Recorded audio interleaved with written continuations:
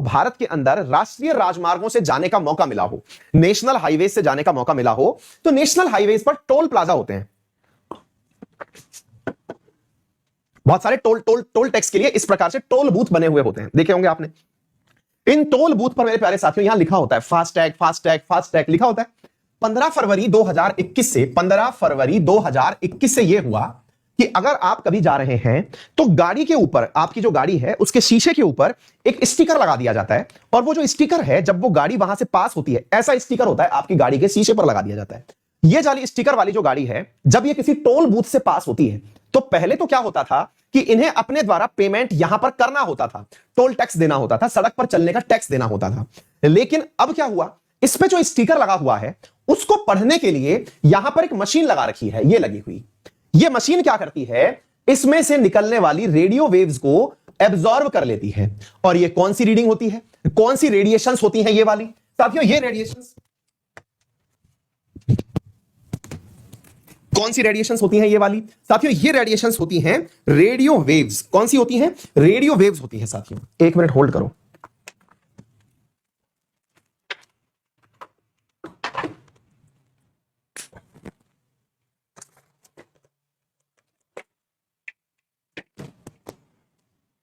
हाँ जी, तो ये कौन सी वाली वेव्स होती हैं, रेडियो वेव्स होती हैं। तो इन रेडियो वेव्स को मेरे प्यारे साथियों रेडियो वेव्स होती हैं। तो हुआ क्या, ये जो मशीन लगी हुई है ना, ये है साथियों, इसका नाम है RFID। ये RFID का मतलब क्या है, ये है साथियों रेडियो वेव आइडेंटिफायर। इसका मतलब क्या है, इस टैग के ऊपर लगी हुई जो भी जानकारियां हैं, उन जानकारियों को ये रेडियो वेव आइडेंटिफायर पढ़ लेता है। ये वाला रेडियो वेव आइडेंटिफायर है। इसमें क्या होता है साथियों, आपके अकाउंट से जोड़ करके रखते हैं इस चीज को, आपके अकाउंट से जोड़ कर रखते हैं। इसका मतलब क्या हुआ, जैसे मेरी गाड़ी है, मैंने उसका फास्टैग बनवा लिया, उसके अंदर जो बारकोड डला हुआ है वो मेरी गाड़ी के नंबर के साथ जोड़ रखा है। उससे मेरे पैसे जो अकाउंट में हैं, जो मैंने फास्टैग के वॉलेट में रखे हुए हैं, जैसे पेटीएम में रखते हैं आप, फोन पे में रखते हैं आप, ऐसे ही फास्टैग का वॉलेट होता है, और उससे वो पैसा कट के सीधा केंद्र सरकार के पास चला जाता है। ठीक बात है साथियों, ये बात सुनकर के फीलिंग तो बहुत सही आ रही है। सवाल बनता है फायदे क्या हुए साथियों। 15 फरवरी से देश के सभी टोल नाकों पर यह कंपलसरी कर दिया गया। फायदा यह हुआ कि इसकी वजह से साथियों अब टोल लाइन में बहुत लंबी लाइन नहीं लगती। जब लंबी लाइन नहीं लगती तो ऐसी स्थिति में पेट्रोल का खर्च बचता है, समय बचता है, ये तमाम सुविधाएं इसकी वजह से होती हैं। और तीसरी चीज क्या है कि यह टोल टैक्स थोड़ा सस्ता पड़ता है। 2.5% सरकार के द्वारा इसके ऊपर कमीशन दिया गया है। 2.5% टैक्स सस्ता पड़ता है। अच्छी बात है। अब आप सवाल पूछेंगे कि सर एक बात बताओ, इससे मेरी स्वतंत्रता का हनन कैसे हुआ। तो देखिए साथियों, स्वतंत्रता का हनन ऐसे हुआ कि अभी तक क्या होता था, जब आप मैन्युअली पैसे पकड़ाते थे तो आपकी गाड़ी कहां है, आप कहां हो, यह किसी को पता नहीं होता था। दोबारा सुनिएगा, आप अब एक ऐसे देश में हैं जहां पर आपका हर मूवमेंट पता चलने वाला है। अभी रुक जाओ, अभी तो वो न्यूज आ रही है जिसके बाद आप एकदम मतलब सीधे के सीधे चकरा जाएंगे कि यार ये क्या न्यूज है। फिलहाल तो ये समझिए कि सरकार का कहना है, बॉम्बे हाईकोर्ट के अंदर जो PIL दायर की गई थी उसमें यह कहा गया था कि सर मैं सड़क पे से कहीं जा रहा हूं, आपने टोल टैक्स लगा रखा है, वहां से रीडिंग हो रही है कि गाड़ी यहां से निकल गई, तो इसका मतलब सरकार जब चाहे तो सरकार को तो सब पता है किसकी गाड़ी कहां है।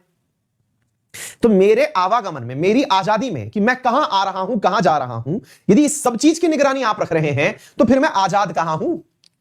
अगर मैं बोलता हूं कि मेरा मूल अधिकार है राइट टू फ्रीडम, मैं आजाद हूं क्योंकि मैं कहां आ रहा हूं, कहां जा रहा हूं, यह मेरा मूल अधिकार है। और अगर यह मेरा मूल अधिकार है और उसका हनन आप खुले में कर रहे हो, आपको तो सब पता है कि मैं कहां से निकला, बोलो पॉइंट है कि नहीं। सबसे बड़ा पॉइंट है ये। तो अभी ये पॉइंट तो आपको समझ में आ ही रहा था। सरकार ने अपने द्वारा दलीलें दे दी। सरकार ने अपने द्वारा दलीलें क्या दे दी कि हमने ये सारा कार्य कानूनों के तहत किया है। बोले अच्छा, ये देख लीजिए सारा की सारा मेरे प्यारे साथियों, ये सब चीजें सरकार के द्वारा ये कार्य किया गया। सरकार ने इसके बारे में बता दिया कि हमने ये सारा की सारा जो कारनामा किया है ये कानून के तहत किया है। और वो कानून कौन सा बनाया इन्होंने मेरे प्यारे साथियों, मोटर व्हीकल के लिए एक कानून बनाया और उस कानून के तहत इनके द्वारा यह कार्यक्रम किया गया। सवाल सरकार से पूछा गया कि ठीक है, अगर आपने इसको किया है तो इसके लिए कोई कानून तो होगा, इसमें लिखा हुआ नहीं है। इसके लिए मेरे प्यारे प्यारे साथियों सेंटर मोटर व्हीकल रूल बनाए गए, सेंटर मोटर व्हीकल रूल बनाए गए, जिसके तहत यह कारनामा किया गया और सरकार ने कहा कि हमने इसके अंदर मोटर व्हीकल एक्ट बनाया, तब जाकर के यह कार्य किया। हमने इसके लिए मोटर व्हीकल एक्ट बनाया 2019, जिसके तहत हमने आपके आवागमन को ट्रैक करने का कानून बनाया। तो बोले आपको अगर मेरे आवागमन को ट्रैक करना है तो इसके लिए आपने अनुमति किससे ली? बोले मैंने अनुमति जो है ये आपकी संसद से ली। संसद ने मुझे अनुमति दी कि मोटर व्हीकल एक्ट जो 2019 है उसका सेक्शन 136A मुझे ऑथराइज कर रहा है। किसको ऑथराइज कर रहा है?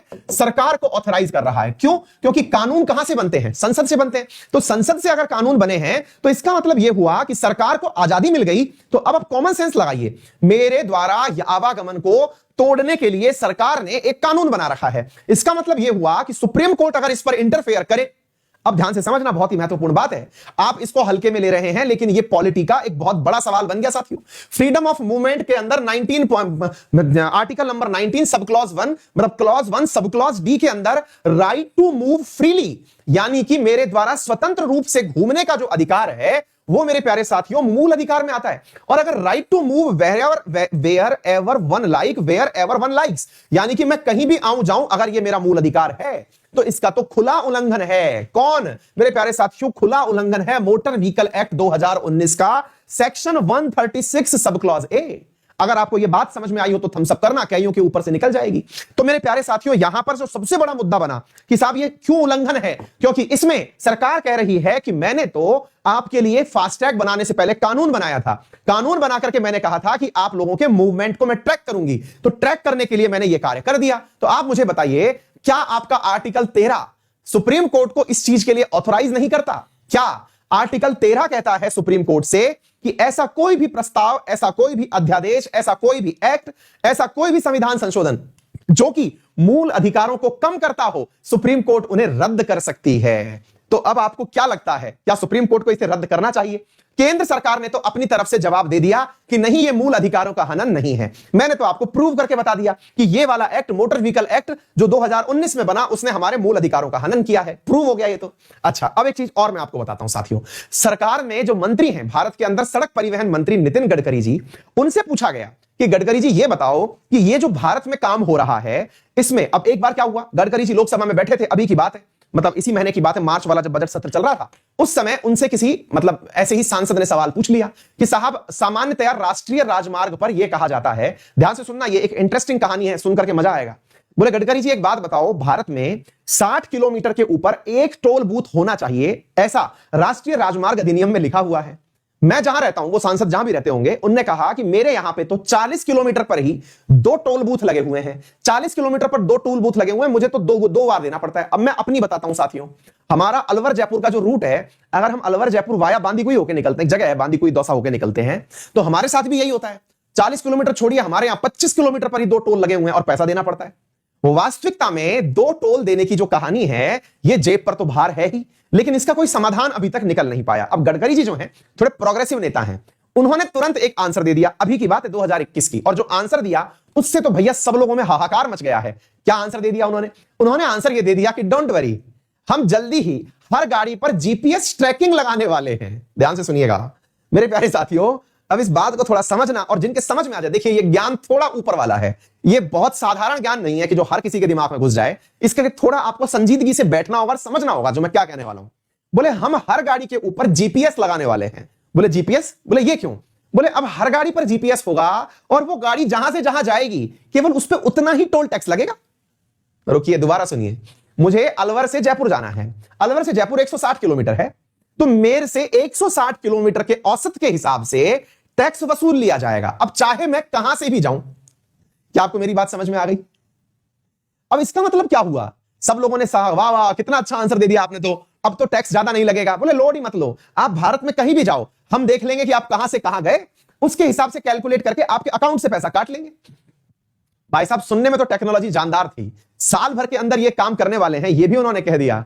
लेकिन भैया दूसरी तरफ आपको यह नहीं पता चला कि आपकी स्वतंत्रता गई भाड़ में, आप घुस गए पूरी तरह सरकार के चंगुल में, क्योंकि अब सरकार को यह भी पता होगा कि आप कहां से कहां, कौन सी गली में रहते हैं, कौन से मार्केट में से आते जाते हैं, आपकी हर एक लोकेशन ट्रैक हो जाएगी भाई। अब तो भैया साइकिल ही सहारा बचेगी, जिस पर टोल भी नहीं लगेगा, बाईसाइकिल ही चलानी पड़ेगी। क्या आपको मेरी बात समझ में आ रही है? तो कहने का अर्थ यह है कि जहां टेक्नोलॉजी आपके लिए एक अपने आप में सुविधा लाती है, वहीं पर दूसरी तरफ वो आपकी ट्रैकिंग भी लाती है और फ्रीडम ऑफ मूवमेंट पर मूल अधिकार आपका बाधित होता है। और तीसरा जो सवाल गडकरी जी से पूछा गया, बोले महाशय अभी आपने ये RFID करवाया जिसके चक्कर में इतना पैसा करोड़ों रुपया खर्च हो गया, अब आप GPS लगवा देंगे, नया पैसा खर्च हो जाएगा। बोले वो तो देश प्रोग्रेस कर रहा है तो होगा ही। उम्मीद है सभी साथियों को ये सारी बातें अच्छे से समझ में आ गई होंगी। यहां पर संविधान का जो मूल तथ्य था वो समझ में आ गया होगा। एक सवाल है राइट टू फ्रीडम, हाँ जी, which of the following fundamental right, जल्दी से करिए। प्रीलिम्स 2018 में सवाल पूछा गया है, यूपीएससी प्रीलिम्स 2018 में सवाल क्या पूछा गया है, निम्न में से कौन सा अधिकार राइट टू फ्रीडम के अंतर्गत नहीं आता, यानी कि स्वतंत्रता के अधिकार में नहीं आता। फ्रीडम ऑफ प्रोफेशन, यानी कि जो आप व्यवहार बिजनेस करना चाहते हैं, यानी सवाल पूछ रहा है 19 से 22 में कौन सा नहीं आता, 19 से 22 में इनमें से कौन सा नहीं आता। फ्रीडम ऑफ प्रोफेशन आपको क्या करना चाहिए, freedom to manage religious affair, यानी धार्मिक जो स्वतंत्रता है वो, प्रोटेक्शन ऑफ